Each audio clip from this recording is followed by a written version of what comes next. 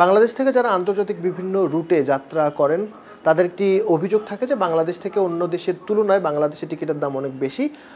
তবে গত কয়েক মাস ধরে সেই সমস্যাটা আরও প্রকট হয়েছে। আমরা দেখতে চাই যে ঠিক কী পরিমাণ বেশি বাংলাদেশ থেকে অন্য দেশের একই রুটের টিকিট এবং সেটি আসলে কী অবস্থায় রয়েছে সরাসরি একটু দেখতে চাই।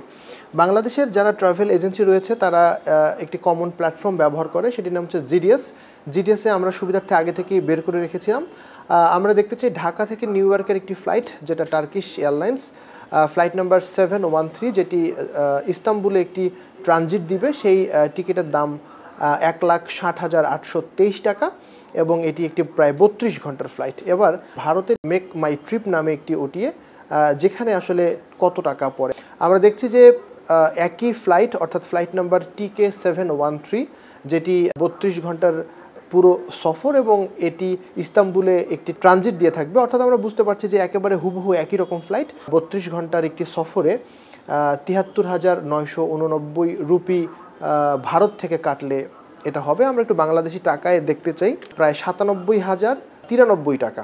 আর আমরা জিডিএসে দেখছিলাম 1,60,000 টাকা। অর্থাৎ আমরা এই ব্যাপারটি একেবারে পরিপূর্ণভাবে বুঝতে পারলাম যে একই রুটের একটি টিকিট যেটি বাংলাদেশ থেকে কাটলে হচ্ছে 1,60,000 টাকা এবং ভারতের একটি ওটিএ থেকে কাটলে সেটি দেখাচ্ছে 97,000 টাকা, অর্থাৎ 50 থেকে 60,000 টাকা কম বেশি। এর ঠিক কারণ কি সেটি আমরা জানতে চাই বাংলাদেশের ট্রাভেল এজেন্টদের সংগঠন আটাবের সভাপতির কাছে। এয়ারলাইন্সের টাকাটা যেহেতু এখানে স্ট্রাক্ট হয়ে আছে দীর্ঘ সময়, তাদের 5 থেকে 6 মাসও লাগে, একসাথে তারা রেমিট করতে পারতেছে না। তাদের বক্তব্য হচ্ছে শিডিউল ব্যাংক তাদেরকে পর্যাপ্ত পরিমাণ ডলার দিতে পারতেছে না। সেক্ষেত্রে তারা কি করে, এই যে কস্ট অফ ফান্ড তাদের এইটাকে তারা যেহেতু বেড়ে যাচ্ছে, তারা টিকিটের দামটা আরেক ধাপ বাড়িয়ে দিচ্ছে। এ অবস্থায় বাংলাদেশের ট্রাভেল এজেন্সিগুলোর কাছে টিকিট বিক্রি বন্ধ করেছে বেশ কয়েকটি বিদেশি এয়ারলাইন্স। টিকিটের দামও বেড়েছে রুটভেদে সর্বোচ্চ 50%। তাই কম ভাড়ায় পেতে অনেকেই পাশের দেশ থেকে টিকিট কাটছে। এতে হুমকিতে পড়েছে 3,500 ট্রাভেল এজেন্সির প্রায় 40,000 কোটি টাকার ব্যবসা। বিদেশি ট্রাভেল এজেন্সিকে টাকা পরিশোধে বেছে নেওয়া হচ্ছে অবৈধ পথ। বাংলাদেশ থেকে টিকিটটা কম দামে না পেলে বিদেশের যে কোনো কান্ট্রি থেকে তারা টিকিটগুলো করে নিচ্ছে। এই টাকাটা বাংলাদেশ থেকে কিন্তু বৈধ পথে রেমিট করার কোনো সুযোগ নাই, তখন কিন্তু হুন্দি বা অন্য চ্যানেলে টাকাটা চলে যাচ্ছে। এয়ারলাইন্সগুলোর আন্তর্জাতিক সংগঠন ইন্টারন্যাশনাল এয়ার ট্রান্সপোর্ট অ্যাসোসিয়েশন আয়াটার সবশেষ তথ্য বলছে, বর্তমানে বাংলাদেশে বিদেশি এয়ারলাইন্সগুলোর সংশ্লিষ্ট দেশে ফেরতের অপেক্ষায় আটকে পড়া অর্থের পরিমাণ 32 কোটি 30 লাখ ডলার বাংলাদেশি টাকায়, যা প্রায় 3,500 কোটি। গত বছরের পরিমাণ ছিল 21 কোটি 40 লাখ ডলার, টাকার অঙ্কে যা প্রায় 2,300 কোটি। অর্থাৎ এক বছরে আটকে পড়া অর্থের পরিমাণ বেড়েছে প্রায় 1,000 কোটি টাকার বেশি। প্রায় 300 এয়ারলাইন্সের এই অভিভাবক সংস্থা ইতিমধ্যেই টিকিট বিক্রি থেকে আয়ের অর্থ দিতে না পারায় বাংলাদেশকে বিশ্বের দ্বিতীয় সর্বোচ্চ খারাপ দেশ হিসেবে তালিকাভুক্ত করেছে। অর্থনীতিবিদরা বলছেন, দীর্ঘদিন ধরে চলা এই সমস্যায় দেশের ইমেজ সংকটের পাশাপাশি বিদেশি বিনিয়োগকারীরাও নিরুৎসাহিত হবে।